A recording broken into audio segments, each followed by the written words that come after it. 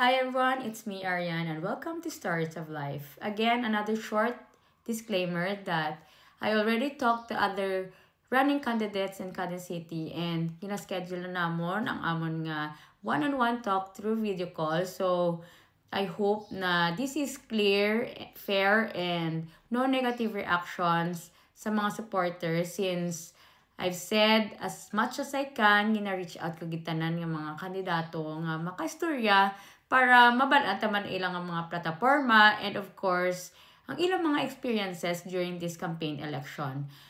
So, let me introduce my second guest, none other than Councilor Maricel Ging Desoyo. First of all, good evening sa imo, Councilor Ging Desoyo, and Madam, ganyan salamat, Councilor, for making this one-on-one online talk possible and sa imo nga salig sa akon. And before anything else, mga musta ko anay sa imo kung kamusta ka? So far, so good. Nag-enjoy ko sa amon nga campaign, although nga may kainit, may kapoy, but that's part of tanan nga ginhimo ko because din gusto ko man siya. So, enjoy lang. So, enjoy while nag-learn ka from everything, everyday mo nga ginahimo together with with the working team. Mo ginaisa ka importante kay ti sa ginhambal mo since ginsulod mo na. So, amo na ang ginhambal nga sacrifice lang kay para man sa mga kadamaan sa kadisnon. And pwede kabalo ko Councilor Maricel Ging na damo na siya mo nakakilala, pero kung pwede mo pa maka-introduce bisan malipot lang introduction sa imo mga kaugalingon and ang imo lang ma-share sa aton nga taga-kadisnon. So, good evening sa akon mga pinalangga at kadisnon, sa akon mga kasimanwa. So, first of all, ako si Maricel Ging Desoyo, nurse by profession and presently nagaran as incumbent nga city councilor sa aton nga city, Acadi City. Thank you. So, may ara ko isa ka bata and ang akon nga bana is also the former city councilor nga si Owen Desoyo. Ikapila mo na ni gani nga termino, Councilor Ging? So this would be, if tagaan chance, this will be my second term. Amo na akong ipamangkot. Ano ang changes sa imo life after entering politics? Paano ni mo na balance ang work and being a mother and also a wife? So actually, yan, even before pa ko yung nag-enter sa politika, because ang akon bana, it was also a counselor. So doon ara, nag-gitsa sa system na mo nga, you have to also to be with your husband. Kinahanglan mo man bulig kung ano man ang himuon niya for the people, for sa iyang constituent. So, ara na natanan. So, meaning to say, doon na package naman siya nga, you have to do kung ano man ang kinahilot niya. And then, ara man ta sa amon nga to sa amon man family nga people-oriented man kami tanan. So, gabulig man kami kung anong mga buduligan. Galing na ang changes na siguro nga makita mo is that sang private person pa kuya, limited lang ang number of persons. So, makita ko, makingkol ko. Pero subong niya, bilog nga Cadiz, bilog nga population sa Cadiz, makita mo, and then, amo na siyang imuman nga tagaan or it maka-extend ka sang health.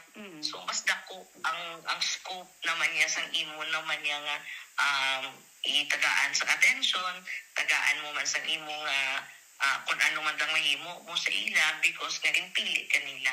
Mas kumbaga so, lang nga sa balay nyo na lang dako, mas dako ang imo responsibilidad bilang counselor. As a mother naman nga, very understanding man ang akong bata kahit pagsulod ko sa politika college naman niya akong bata mo, isa man lang akong bata. So, very understanding kasi kasi ang nanay niya into politika or ara sa politics. So, kabalugid siya mag-balance and then we see to it also nga during our break at amon ang weekends. So, quality time. So, get together kami nga tatlo. Kaya after naman sina back to work ka naman for 5 days or sometimes hindi 5 days week long gid na iya nga obra. So amo na siya nga basta may time, basta may chance, we see to it nga nagaband man kami nga tatlo kay para at least tatlo man lang kami. So maayogin nga namin mo support system. yes. Kumbaga, well experienced ka na kay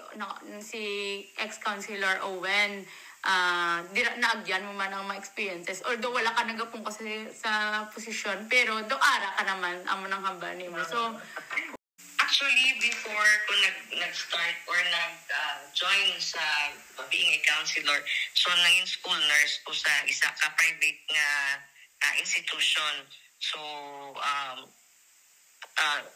kung mamangkot na sa akon nga na mismo man being a nurse, yes, of course. But because siguro nga ang linyada man sa akon nga committee, as committee chairman on health, napalibutan man ko sa ang mga support sa ano kanini siya sa health system sa mga tanan-tanan nga sektor sang health napon. So do hindi man ko mahidlaw kay I give also advices, kapangayo man ko sa ila advice, and then do updated man ko sa mga latest subong kung anong ara sa health. So amo lang gid na siya, ang kulang lang gid siguro is because wala ako nagka-practice gid sa subong kay tungod nga ang sa school gid tinakon give ako for the meantime kay para nga hindi man bala makapoy for me, and also hindi man compromise ang akon man nga obra. So but aragid ko Japon man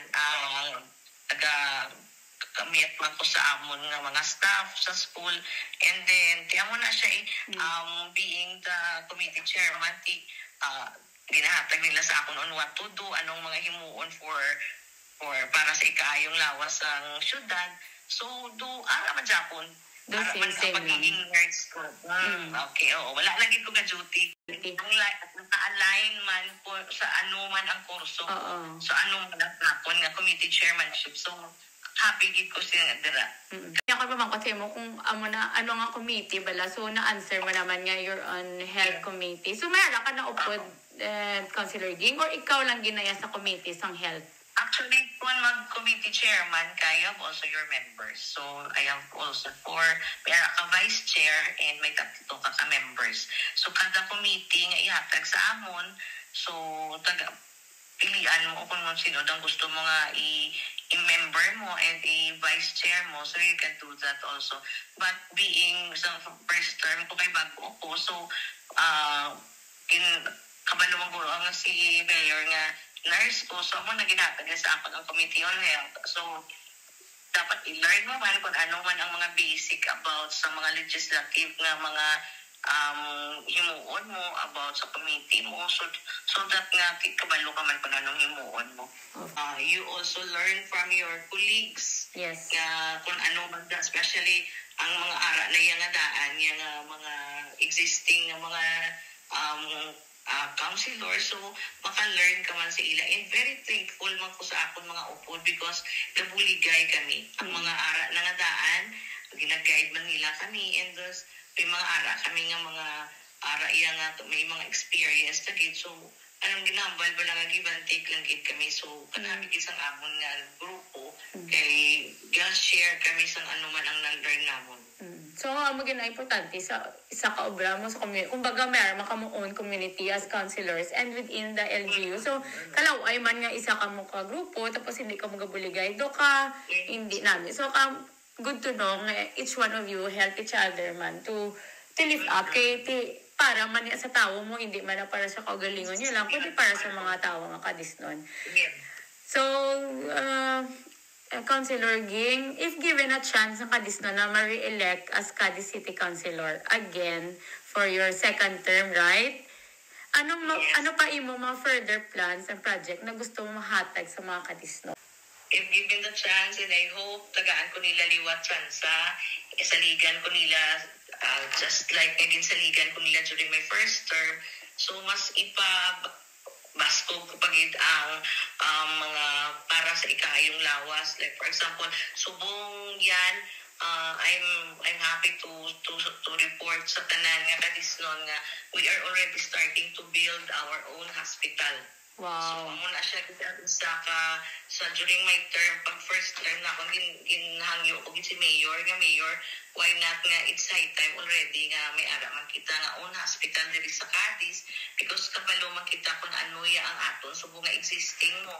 So, birthing gid na yan center, not a hospital, but because hindi tayo mabalibara ng aton mga constituents nga magpa-check up, magpa-admit. So, gina-cater, sila. But because gamay lang ang facilities, so hindi sila tanan mga accommodate. So, amo na siya nga si Mayor, very supportive. Gina siya pag ayo na ako nga amo na nagpatawag siya meeting together with my colleagues also sa kay Vice Mayor and then sa mga engineers and then kung tanawon kung feasible bala sa Cadiz ang may ara man nga amo na siya nga project so ginitawag na siya nga Cadiz City Medical Center and Subong ayan ongoing na ang construction. Wow, so ginapadalian man na siya inatingwaan man siya nga matapos para also nga may ara na kita kay tikabudlay man para sa mga kadisnon nga galakat pag sa layo kapigbayaan ang for those nga dubudlayan di dyan magkabay nga ang itapa hospital. So amo gina siya isa ka project man under my chairmanship also nga gina-look forward man namon kag muna gani ginahambal ko sa tanan man namon nga ginakatuan nga do dream come true for the Cadisnon amo gina siya ginahangyo naton nga may ara kita hospital and then siguro if given the chance also ipadayon ko pagid ang akon nga proyekto ulikid. So may ara man ko pareha sa imo, di ba may ara ka man on mo nga ano gani siya project. So I have also proyekto ulikid even before man ko nag-start. Ara na siya. So I have may mga feeding programs. May ara kami unahat tagang mga feeding programs sa mga kabataan o kung sa mga adults man. Then I have also mga ano gani siya computer literacy for mga like mga simple nga mga Excel, Word for those nga gusto gid maka-learn para sa mga office works man dira. And then we do also mga gamay nga mga medical mission or mga medical health banda sa aton mga amon na. So kadamo man sa ginaibubra ko pagi sa akong nga proyekto ulikid nga I'm sure and kabalugid ko nga dako man ang mabulig ni especially sa mga kababaihan, mga kabataan, sa mga katigulangan and even sa aton nga mga persons with disability because of gahatag man kita, may ara man kita nga ginahatag na dutay nga bulig sa aton nga mga cerebral palsy. So amo na siya nga paagi sila ma-materialize ko ginatanan and of course ang amon nga work as councilor is more on the legislative. So kami ang nagaubra, nagapasar sa mga ordinances, nagaubra, nagapasar sa mga resolution. So i-strengthen ko pagid kung ano pagid nga mga programa para sa ikayong lawas. Kaya for 3 years, for the past 3 years during my first term, nakahimo man kita sang 13 ordinances Kadamo, para sa aton nga health. Ang una ko ginubra kay during that time damo gid dengue. So nagsulod kami ni Mayor kag sakay sa aton nga city health officer nga siguro may ara ta kasi nga ordinance para at least ma-prevent, ma-control, and matagaan man measures on how to prevent it. Tapos eventually nagmayara man iban yara man kita to strengthen the nutrition programs ng aton city for for the first 1,000 days wala sang pregnant women. So ginatagaan gina sila pagkaon halin sa pagbusong pakadto sa pagbata. So gin-strengthen kumana para mabuligan man especially ang mga nanay nga tiara sila sa mga areas nga hindi gid sakto or sufficient ang pagkaon. So paagi man sa bulig ni Mayor kag sa aton nga paninguha katagaan gina sila amo na ginatawag na to strengthen the nutrition program for the first 1,000 days sa mga nanay and even for the newborns kag sa mga kabataan. Then we have also I think ang Cadiz lang ang may ara man sa ginatawag nga serbisyong Cadisnon. Ang serbisyong Cadisnon Oo, so ginahatag ta na siya monthly, lain-lain nga barangay, so at least 2 barangays for each month. So ang tanan nga agencies ng city ginadala ta. So do parehas na bringing basic services closer to people. So ginadala ta ang check-up, medical check-up, ang dental check-up naton or even extractions. Ginadala taman ang agriculture, ang veterinary. So gintinguhaan taman ina upod man sa akon nga mga dana sa council o colleagues.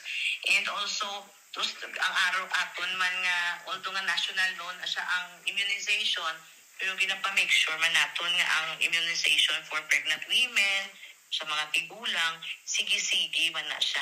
And amo na siya, HIV, so amo na siyang mga highlights man sa akon ng mga ordinances nga I'm sure nga nakabulig man sa Cadiz, and amo nang mambal ko nga ginobra ko gid because ginpili ko sa mga tao to be one of the counselors. So siguro amo man ang payback time ko nga I have also to deliver kung ano ang para sa health naton. Kanami kay kadamo nagali sa imo nga napasama ordinances. Kanami ko matian, di ba? Kati tatawa bala kung hindi wala ko na pamangkot. Siyempre, hindi ko mamabalaan, hindi ka man ma-share sa ibang. Kasi siyempre, not every time we can share it every day. We cannot share. Hindi ta namin makabalo nga amo na imo na obra. So, grateful man ko kayo na-share mo ni. And amo gining dapat mabatian sa mga kadisnon nga. This now, they hear nga you have passed 13 ordinances and then you also nagpropose ang aton nga Cadiz City Hospital. Medical Center. Cadiz City Medical Center, sorry. And then pero kanabi gid kay mismo sa city may ara nata amo gini kinala naton. So I am happy to hear about this good news, and hopefully matapos na siya and will function maka-function na kag maka-give na services sa Cadiznon. So, thank you gid so much sa ini nga mga projects or I mean ordinances nga ginimugin pasa kag gina-propose kay mayor, and hopefully madamo pag magaan ka chance nga ma-re-elect. So magaan pagid ka chance nga madugangan pag ang mga ordinances nga imo ginhat nga ginubra. Yeah, well, so amo pagid na siya. So mas madamo pagid ang mahimo ta sina kay this is also for in preparation for our hospital.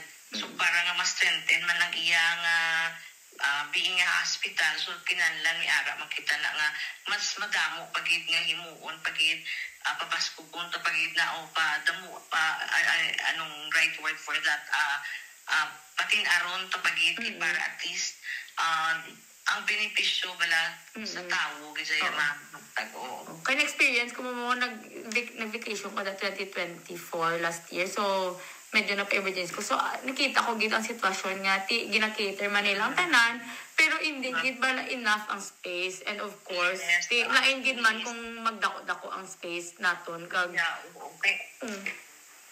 Actually, birthing center, magina siya mo, so intended. Galing lang being kabalo ka gid na nga as a nurse, and ang aton nga city health office, i-cater tagid tanan kiti. Kapangayo na siya bulig kay line pamatsyag. So, we have to do it kay hindi ta na mabalibaran. So, at least, di ba, maintindihan man sa mga tao nga actually, this is a birthing clinic or facility. But of course, ginahimo man sang tanan nga para sang gaobra man dira nga makater sila. And so amo hopefully matapos na soon, and thank you for that proposal kag nadayon gid man, and hopefully soon again. And lastly, ano ang imong mensahe para sa mga kadisnon? So kabay nga sa incoming May 12 si numero 5 Maricel Quintisuyo taga-Anila liwat chance to become a counselor. Rest assured nga ang ila nga ginahatag sa akon nga help during my first term, and sa incoming years as second termer hindi gid na mauyang. So bayluhan ko gid na sa may tampad kag may pag-ulikid nga pagserbisyo sa ila kay kabalo gid na sila nga all out gid siya ang pagbulig man nakon sa city, pagbulig namon sa aton man nga LGU para nga for kadisnon also. Amo ginayang ng ultimate nga aton nga ano ganit ni siya nga reason why we are running for that.